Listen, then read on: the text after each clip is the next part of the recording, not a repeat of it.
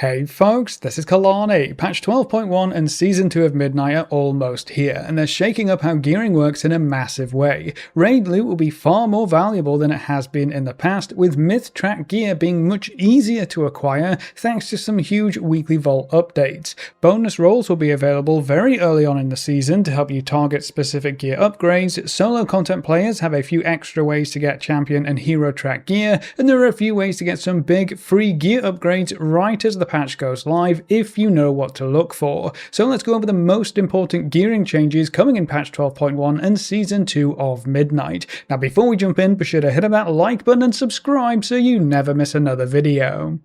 One of the most important gearing changes as we head into Season 2 is that raid loot will be better than ever before. Any very rare items or any item from the last two bosses on Mythic will drop at item level 344, which is technically 9 of 6 Myth, so that's 3 bumps higher than you can upgrade Myth Track gear to, and it's the only source of item level 344 gear in the game at the start of the season. Most of these items also have very powerful cantrip effects tied to them, and there's even a small set bonus between a weapon and trinket. Most weapons are also covered across those two bosses, so this truly will be the best gear available in Season 2. Raid loot isn't just better for the Mythic Raiders though. The weekly vault rewards have been updated for all raid difficulties, so you'll get a piece of gear from the difficulty above what you clear to fill up your weekly vault. So if you run LFR and take down a few bosses there, instead of your weekly vault having veteran gear like it would have in Season 1, you'll get some champion gear rewards instead. Clearing the raid on normal will yield hero track gear, and getting some heroic bosses down will now reward you with myth track gear. So getting myth track raid gear will be much easier in Season 2, and you won't have to raid on mythic difficulty to get some of your best in slot raid items. If you are a Mythic Raider, your weekly vaults will instead always reward 6 of 6 Myth gear or Myth 9 gear if the items are from the last two bosses in the raid, or if the item is considered to be very rare. So Mythic raiding isn't being devalued. In fact, the only way to get the best gear in the game in Season 2 is to be a Mythic Raider, something that hasn't really been the case for quite a while now. But where this change becomes even more important is with the return of bonus rolls. Nebulous Void Core bonus rolls will be available in Season 2, and you can start earning them as early as the second week of the season. Because bonus rolls reward you with an item equal to the weekly vault reward for the content you're doing, all bonus rolls spent in raids are going to be that much more valuable in Season 2. You'll be able to bonus roll Myth Track gear in heroic raids, for example, which should help you obtain specific items on higher gear tracks much faster. To make things even better for the raiders, the number of bonus rolls that you need to spend in raids was reduced from 2 to 1, so you now only have to use 1 bonus roll to get a piece of gear in raids, which solidifies raids as being one of the best sources of gear in Season 2.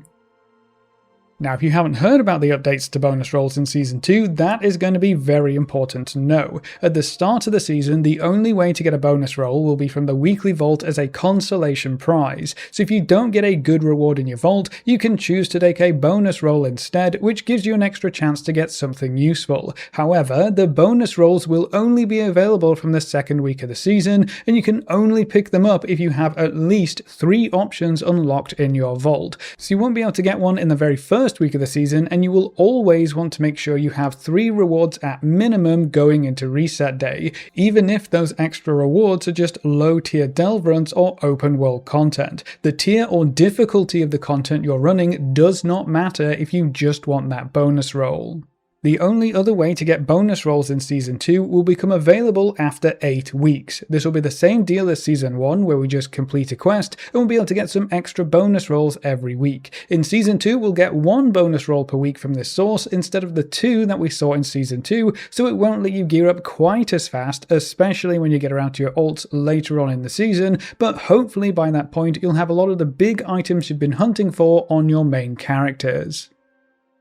Bonus rolls are going to have different values depending on what kind of content you like to take part in. If you're mainly focusing on solo content, your bonus rolls will cap out with hero track gear rewards from Nightmare Prey hunts or tier 8 or above bountiful delve runs. You'll also get hero track gear from bonus rolling normal raid bosses or lower mythic plus dungeons, but if you're taking part in group content, I wouldn't use bonus rolls on hero track gear.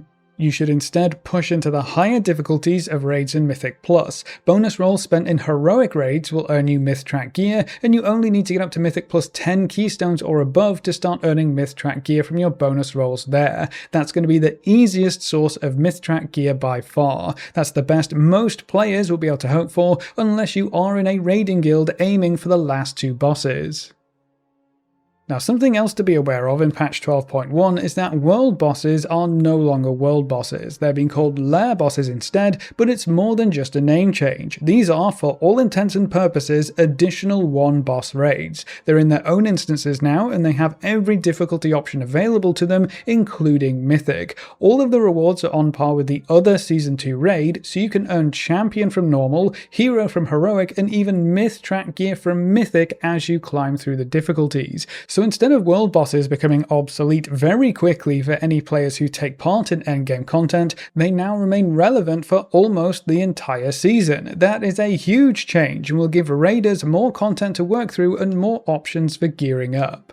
The Mythic difficulty for lair bosses is also flexible, just like Sporefall in Season 1, so you can take between 15 and 25 players into the raid, and it will adjust your group size just like other difficulties do. Add that to the fact this is a one-boss raid with easier mechanics, and it makes it much more pug-friendly when compared to the main 8-boss raid. I think that was one of the major strengths of the one-boss raids in Season 1, so I'm glad to see one-boss raids with higher difficulty options become more common.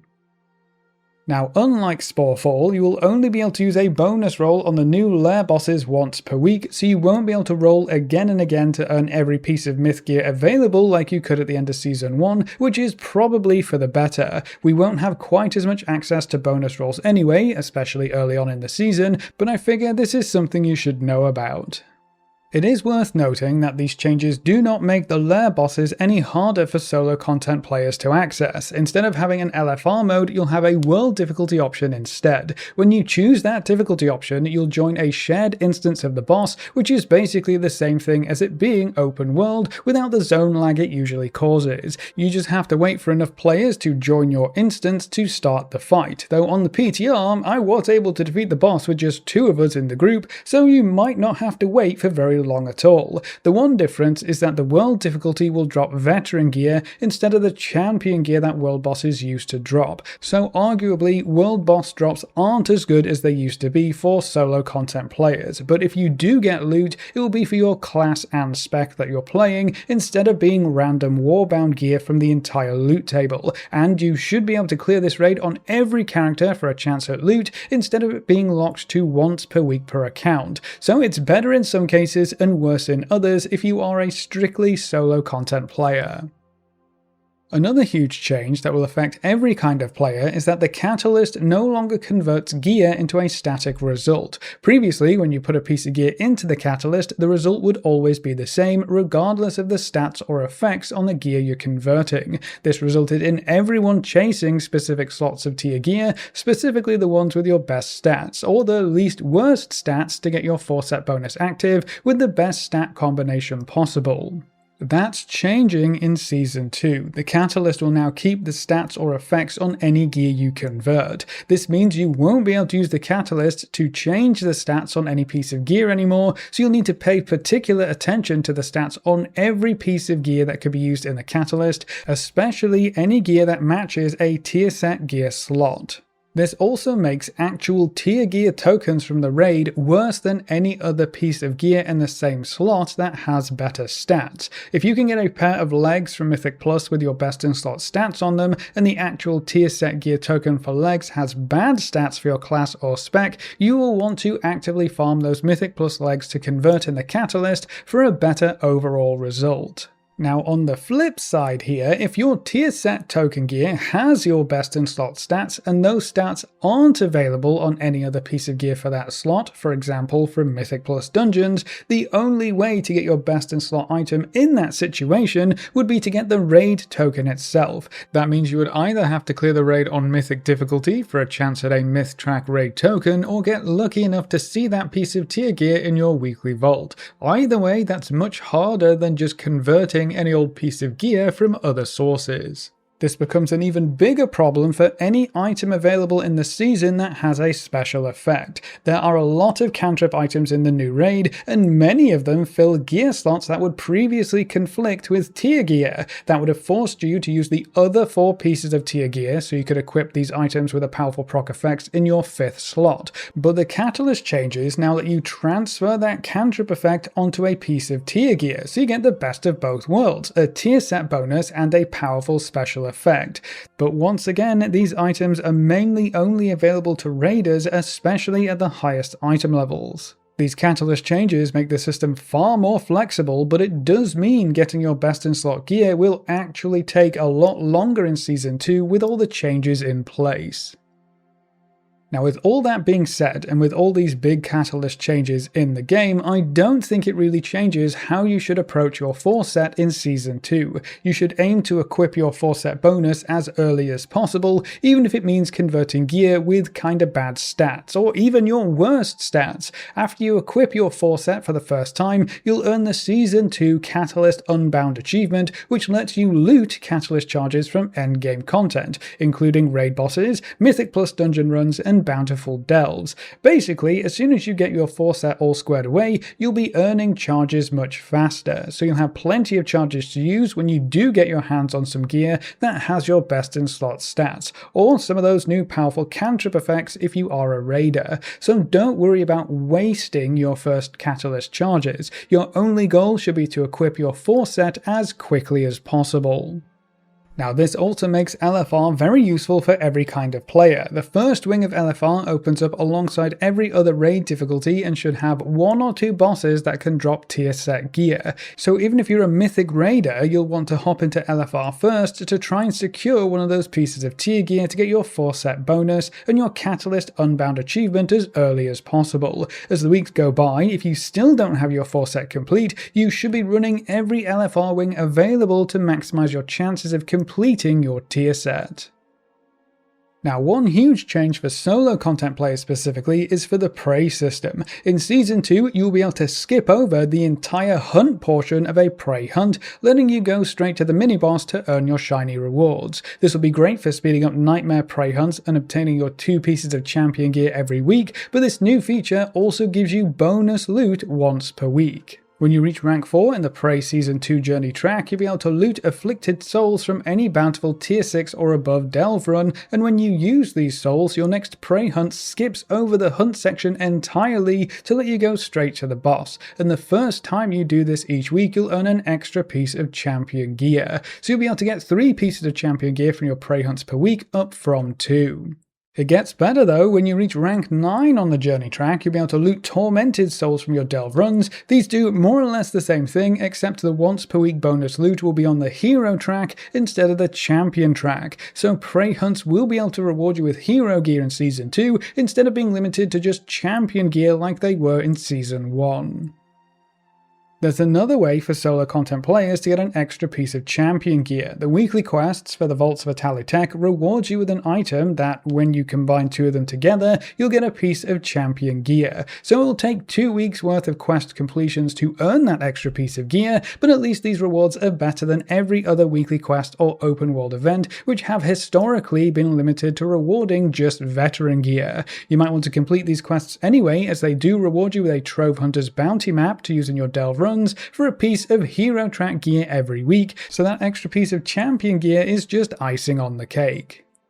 Now, something else to be aware of is that there are some older gearing options that are being updated for Season 2, and they can offer you some very quick gear upgrades when the season starts. The first one is the older Midnight Renown factions. In Season 1, these factions offered up a piece of champion gear when you reached a specific Renown rank. Those pieces of gear are being offered again in Season 2 with updated item levels. They'll only be veteran gear this time around, but in Season 2, veteran gear can be upgraded all the way to item level 295, so that should be a huge upgrade for most players. If you've already reached the required Renown ranks before the patch goes live, this is just 4 free pieces of veteran gear to help you gear up faster. Another source of old gear that is getting updated are the Field Accolade vendor boxes. When patch 12.1 goes live, all of the Season 1 gear boxes will be replaced with Season 2 gear boxes. You'll be able to pick up Warbound Adventurer gear for 200 Field Accolades, or Veteran gear for 500 Field Accolades, with specific Veteran gear boxes costing 750 Field Accolades. The Veteran gear starts at item level 279 and can be upgraded all the way to 295, which should be an upgrade for almost everyone. So you can arguably start working on getting yourself some item level 295 gear before the season even starts. Now you may be thinking, if this gear is actually useful in Season 2 and you can farm the Field Accolades before the patch goes live, is that something you should be focusing on? Personally, I wouldn't go out of your way to farm Field Accolades before the patch goes live. Veteran gear is going to be very easy to acquire or replace. Between the 4 pieces from the old reputations, the 2 pieces per week from weekly quests, extra loot from hard mode prey hunts, and champion gear dropping from Mythic Zeros in that first preseason week, we are going to be drowning in loot. So I would save any Field Accolades you have, or you happen to obtain before the patch goes live, but I would not farm them specifically. Spend that time working on other end of season goals, or just relaxing before the new patch launches. No one wants to be burnt out from a needless farm right before a huge content drop. But that's all of the most important gearing changes coming in patch 12.1 and Season 2, so that's it for this video. What do you think of the Catalyst changes and how they shape your journey to best in slot loot? And is it a good thing that Mythic Raid loot is so much better than everything else now? Leave all your thoughts in the comment section below. A big thank you to all of our supporters over on Patreon and to all of our members here on YouTube. You can see their names on screen. If you're interested in supporting the channel, you can find links to the description or click the join button just below the video. If you enjoyed the video or found it useful in any way, make sure to subscribe and ring that notification bell so you're always kept up to date. Thanks for watching, folks. Good luck and have fun, and as always, I will see you next time.